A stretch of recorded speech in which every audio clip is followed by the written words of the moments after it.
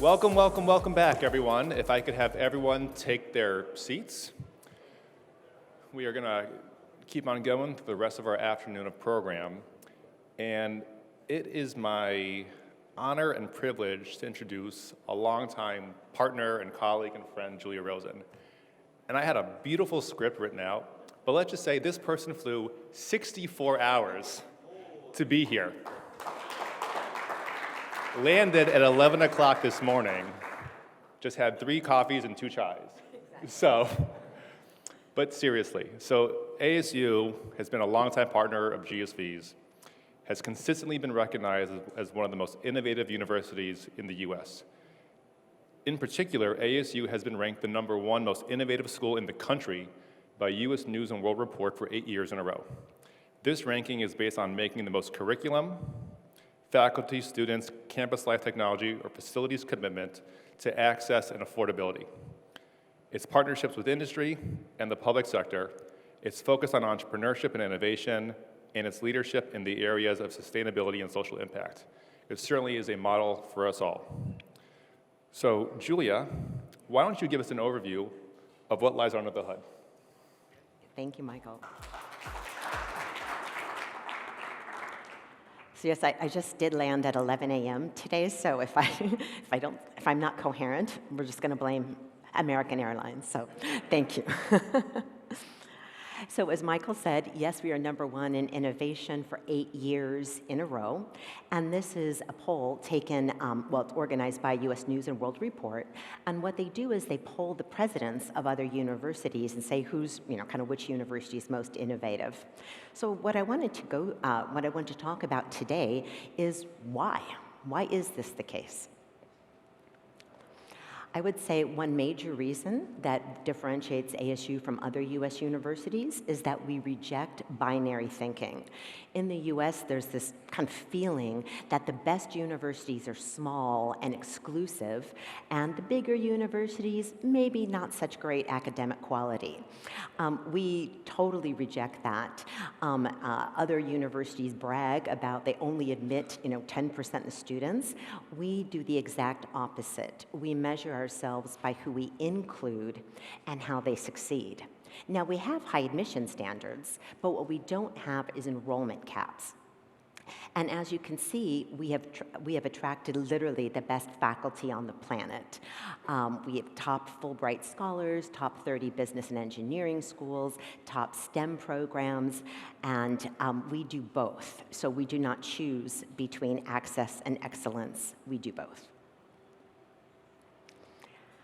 Our research has also increased enormously since the transformation of ASU, which is led by President Michael Crow.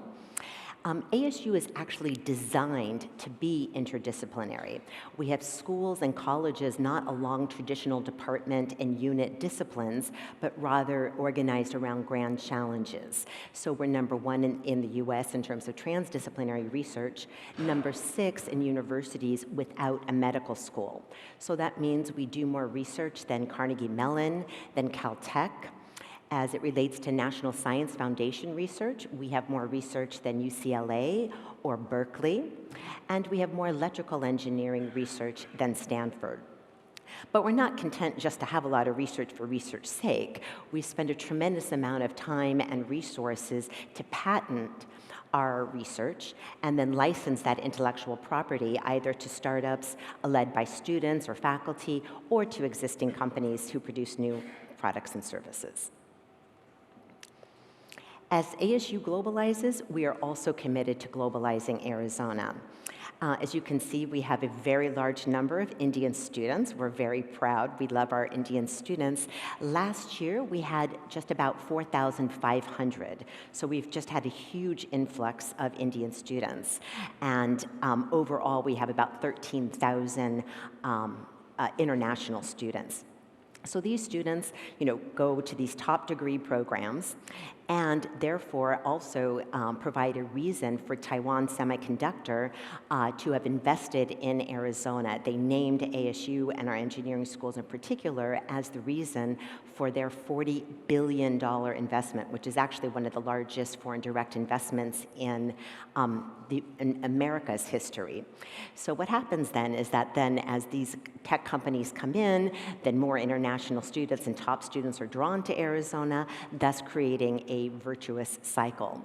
But even before Taiwan Semiconductor made their stunning investment, ASU was in the top 10 of universities that tech companies prefer to hire from.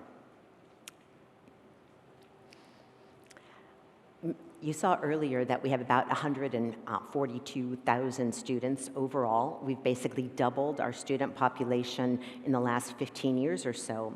But while we've doubled the overall student population, we've actually almost quadrupled the number of first-generation students.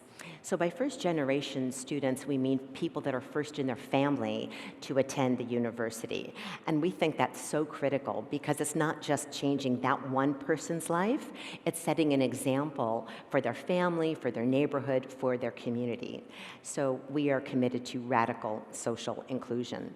And these students also tend to come from more humble economic circumstances. Many of them are underrepresented minorities, so it provides diversity, and really ASU's student population actually reflects more or less Arizona's population.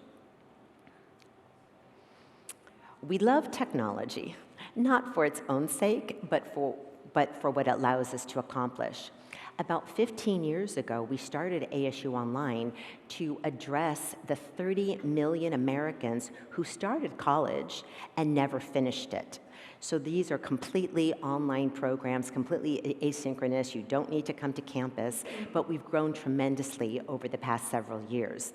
As you can see, we serve 90,000 students this year, and we have an incredibly broad range of academic disciplines.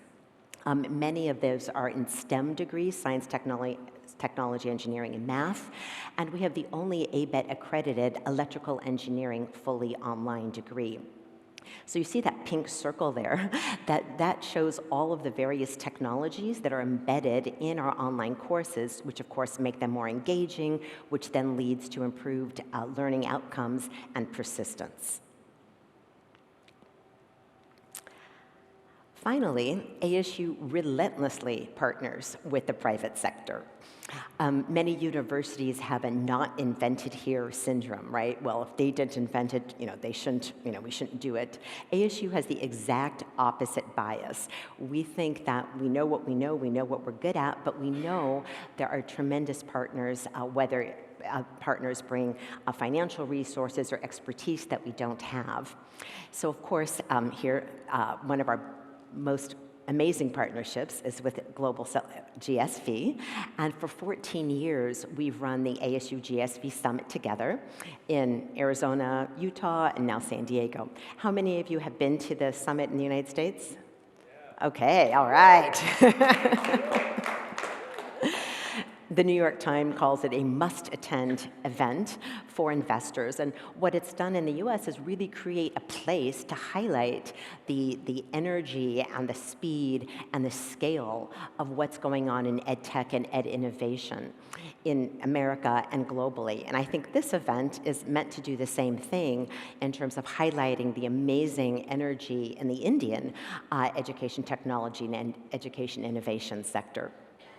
We have another fantastic partnership with a group called Santana Education. The leaders of Santana actually on their own built a network. I don't know if you can see, that's the world where we eventually are going to have 50 universities around the world connected to ASU and to each other.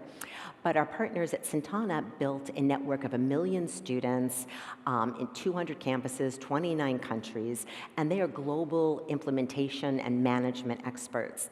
ASU brings our curriculum, our faculty, our brand to this partnership, and so our vision is by 2030 to have at least 50 universities around the world be part of this network, and right now we have up to 14. So I really appreciate your time here today and looking forward to seeing the rest of the sessions. So thank you very much.